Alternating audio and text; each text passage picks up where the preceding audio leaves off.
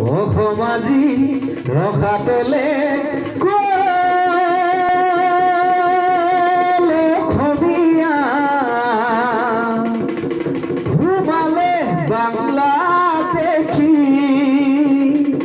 বিকিত হৈ গ'ল খবিয়া অসমৰে ভাষা সংস্কৃতি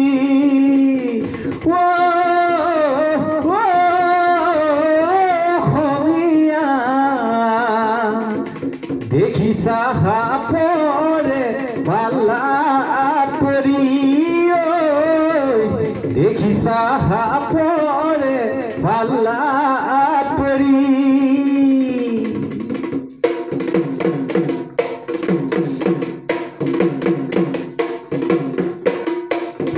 মহিলা শীতল দে